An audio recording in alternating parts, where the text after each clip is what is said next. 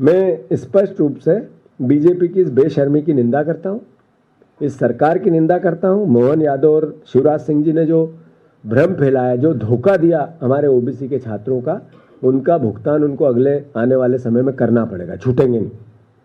और मैं मानता हूं कि जितने ओबीसी के छात्र लगभग 3,000 जिनको रोक रखा है इस बात को लेके कि 13% से 27% कानून लागू नहीं होगा तब तक, सुप्रीम कोर्ट से निर्णय नहीं आएगा तब तक रुकेंगे, उन लोगों को और हो गए 6-6 साल से उनकी नौकरियां कई लोगों की लग चुकी है पर वो ज्वाइन नहीं कर पाए। तो ये हमारे बच्चों के साथ विश्वासघात है। उनको उस दिन से, आप जिस दिन से उनकी सर्विस लगी, सरकार तनख्वाह देना चालू करे। आपने घर बिठाया, वो नहीं बैठे हैं, उनने तो अपना काम किया था। तो ये मोहन सरकार, बीजेपी की सरकार उनको भी भुगतान करे और उनको जल्दी से काम पे लगाए, नौकरी पे नियुक्तियां दे। कांग्रेस पार्टी, जैसा मैंने कहा कि बीजेपी लगातार विश्वासघात तो कर ही रही है। जैसा हरीश चौधरी जी ने कहा कि हम इसके खिलाफ जन जागरण करेंगे, आंदोलन करेंगे। एक भी पीएससी की एग्जाम हो या सरकार के अन्य कोई एग्जाम मध्य प्रदेश की बिना विवाद से नहीं जाती, बिना करप्शन से नहीं जाती, बिना धांधलियों से नहीं जाती। व्यापम जानते होंगे आप लोग, 50-50 लोगों की हत्या हो गई, एक भी दोषी नहीं है। एक भी पीएससी की एग्जाम, 18-19 एग्जाम्स होती है, 5 लाख 6 लाख बच्चे उसमें वहाँ पार्टिसिपेट करते हैं।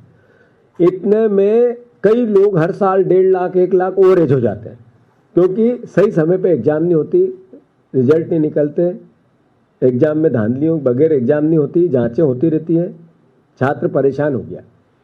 एक ऐसा काम जो आर्थिक घोटाला करता है कोई संस्थान, कोई व्यक्ति, कोई सरकार, ये बच्चों के भविष्य के साथ इंटेलेक्चुअल घोटाला करते हैं, क्राइम करते हैं। अपने वैचारिक रूप से अपने लोगों को विचारधारा के हिसाब से नियुक्तियां कैसे मिले, इंटरव्यू में इस तरह की धांधलियां आए दिन 65%, 50% लोग वही लगेंगे जो धांधलियों के थ्रू आएंगे। ये भारतीय जनता पार्टी के चरित्र का हिस्सा बन गई। तो मैं फिर से, हमारी मांग है कि तत्काल कार्रवाई करके 27% आरक्षण लागू हो। वो बच्चे जिनको 6 साल से आपने यातनाएं दी, उनको तत्काल उनकी नियुक्तियां एकदम क्लियर करें।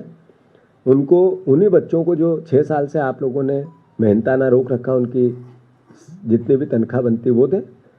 तीसरी, सरकार शिवराज सिंह चौहान और मोहन यादव प्रदेश से माफ़ी मांगे। इनकी जवाबदेही थी, इन्होंने रोका, तो इसका मतलब है कि धोखा दिया इनने। तो ये सार्वजनिक जनता से और ओबीसी वर्ग के लोगों से कान पकड़ के माफ़ी मांगे, उसके बगैर इनका पाप धुल नहीं सकता है। और पारदर्शिता, जैसा मैंने कहा, 27% आरक्षण को लेकर आना चाहिए। हम इस पूरी लड़ाई को कानूनन तो लड़ेंगे ही लड़ेंगे, पर जन आंदोलन भी बनाएंगे। इसके लिए पूरी रूपरेखा बना ली गई है।